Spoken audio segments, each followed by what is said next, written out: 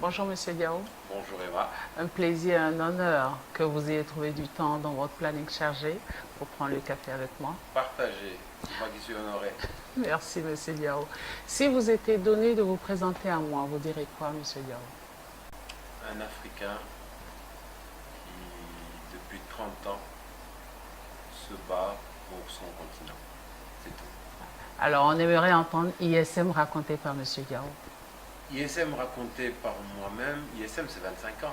Nous allons célébrer au mois de janvier de l'année 2017 les 25 ans de l'ISM. Inch'Allah. Alors en quelques minutes, en 1992, ici même, dans ce quartier du Point E, peut-être un brin de folie de ma part, il y avait à ce moment la grande université de Dakar, qui avait brillé pendant des décennies à travers le monde, l'université de Saint-Louis qui était naissante, et puis c'est dans ce monde-là que je décide de semer quelques graines en me disant qu'il y a des choses à partager. Je précise que j'étais tout jeune. Tout jeune. J'avais 30 ans. Waouh. Je décide à ce moment de partager le peu que moi-même je savais et peut-être d'aller vers des gens, d'autres personnes qui savaient, de les inviter eux aussi à venir partager avec des jeunes Africains. Et tout ceci dans un concept classique de business school. C'est parti de ça. Donc 25 élèves. Et qui aujourd'hui? 25 ans. Ouais. Et aujourd'hui? Aujourd'hui, près de 20 000 Africains ont été formés. Tous les matins, il y en a 8 000 qui se lèvent pour aller sur un de nos 12 sites Waouh. dans les 10-11 régions où nous sommes. Effectivement, pour accompagner l'école, il faut être aux 4 coins du monde, mais j'ai des collègues aussi qui bougent. Il a fallu que je sois souvent absent. Mais en pensée, par le cœur, je suis très proche de mes élèves comme de mes anciens élèves. Lorsque je bouge à travers le monde, c'est pour retrouver les anciens élèves. Souvent, on a eu il y a moins d'un mois une très belle conférence à Montréal Wow. de 80 personnes, dont les anciens élèves, organisée par les anciens élèves, qui eux-mêmes avaient invité leur patron. À côté des élèves qui sont ici, oui, j'ai l'éternelle question quand je les croise tous les jours, est-ce que ça va? Et tout le monde connaît ma question, ça va, ça va. C'est la question que je pose tous les jours à tous les élèves parce que je m'inquiète. J'ai ce côté angoissé lorsqu'on a la responsabilité d'accompagner un jeune. Il y a une forme d'angoisse qui nous habite toujours. Mais à un moment, vous avez ouvert les lycées, on a cru Ah comprendre. oui, donc après l'école de la business school, nous avons créé une école de droit, une école d'informatique, une école de sciences politiques, toute une série d'écoles au niveau du supérieur. Nous avons 5 très beaux lycées dont on ne parle pas beaucoup, mais qui donnent de très bons résultats. Le lycée de Saint-Louis fait systématiquement 100% au bac. Les 100% lycées d'excellence, les c'est lycées ça? d'excellence qu'on a un peu partout dans le pays. Les écoles primaires ont commencé et même les crèches. On a une crèche à Mour. Non. Voilà. Donc Ah, on va de la c'est... crèche au doctorat aujourd'hui. Waouh. Voilà. On peut, l'ISM, c'est une vie. Et qu'est-ce qui motive cette stratégie? Être à côté. D'abord, je pense que les Africains aujourd'hui, que je croise, que je rencontre, ont besoin de sécuriser l'avenir de leurs enfants, l'avenir de leurs frères et sœurs.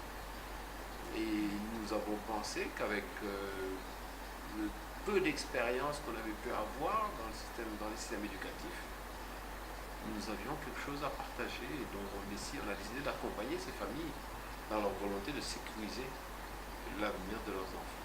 Vous étiez venu directement en vous disant je vais ouvrir une école de commerce ou vous avez commencé des business? Alors, le projet est vieux. Le projet a connu 7 années de gestation. Ok. Il est né véritablement. Moi, je l'ai vécu, je pense, toute ma vie. Depuis le lycée, je me suis toujours intéressé à ces questions. Ce que disent mes camarades de lycée. Je sais étant en seconde, je restais par cœur les adresses des écoles de commerce dans le monde, sans les avoir jamais vues. En seconde déjà.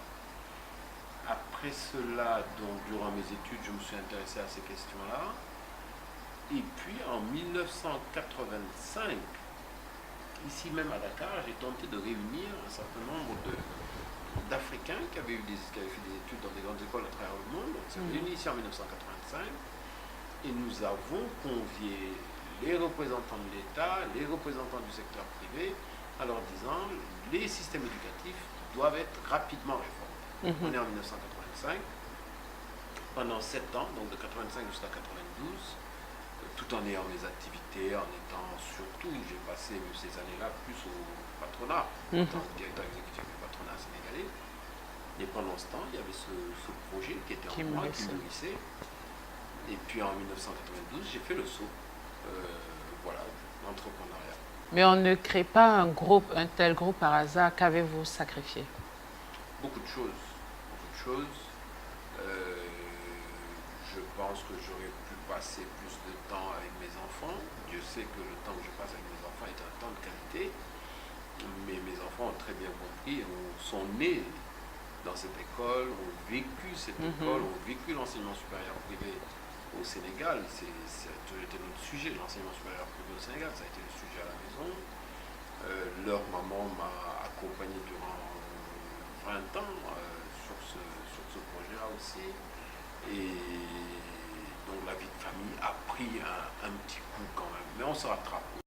Et j'ai envie de vous poser une question. Comment se passe la journée de M. Amadou Diao? Une journée classique? Elle est très simple. Elle est 5h30 du matin debout.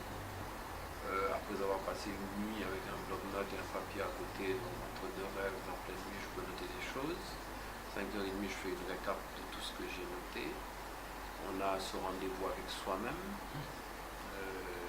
dont on a besoin au petit matin, déjà.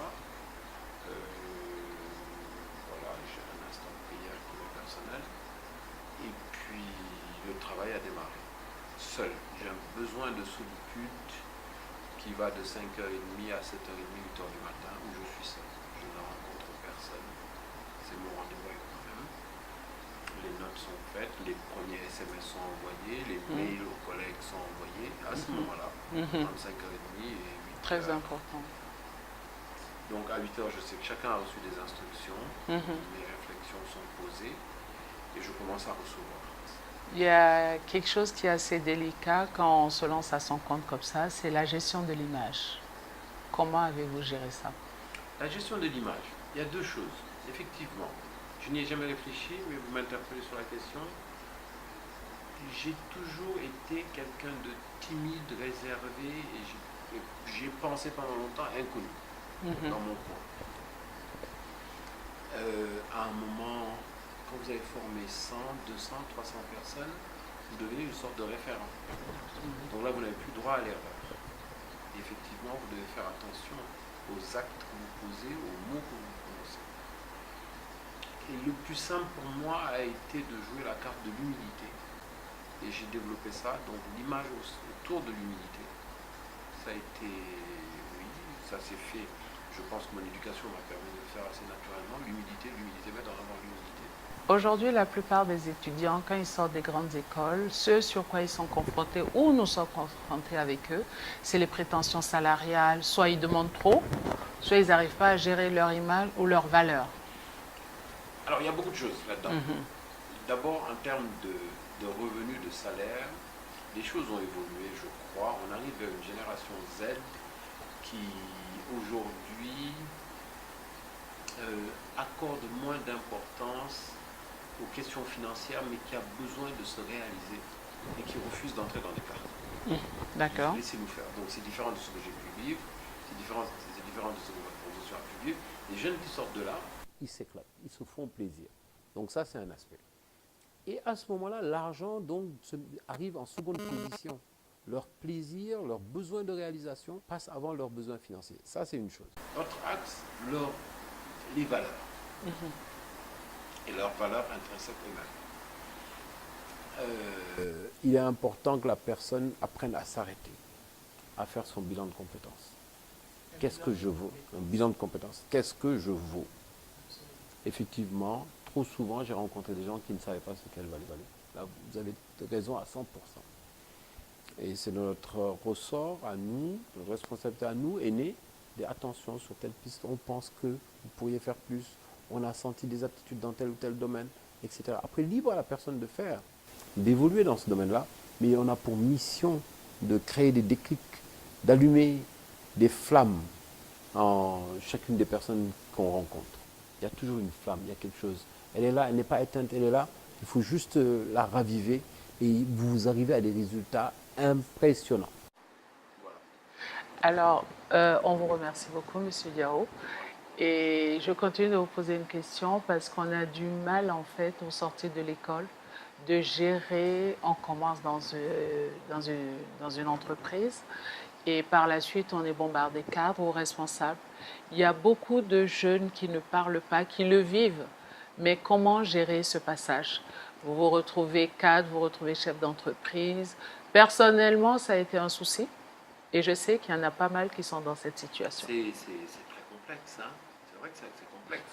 La relation à l'autre dans notre société d'abord. Ouais. Comment du jour au lendemain, on vous demande de gérer 8 personnes dans la société sénégalaise? Et africaine. C'est différent d'un pays à l'autre, ça peut être différent. Mais dans le cas de la société sénégalaise, on a un problème dans la relation hiérarchique. Oui. On tient à niveler tout le monde au niveau, alors qu'il faut accepter la relation hiérarchique. Je pense qu'il faut l'accepter, je pense. Il y a plusieurs théories sur la question. On peut avoir des relations pénales à l'horizontale, mais il y a un minimum de hiérarchie pour faire tourner les process. Il faut savoir de qui on dépend et qui dépend de nous. Ça, je crois qu'on en a besoin. C'est une chose. Et puis, au-delà de ça, s'affirmer en tant que patron. C'est ça qui est difficile. C'est très difficile et la société ne facilite pas les choses. Au moment où vous tentez de le faire, il y a quelqu'un qui va venir essayer de vous ramener vers le bas et qui va essayer de nier votre position de supérieur. Et c'est très complexe. À mon avis, ça se bâtit très tôt.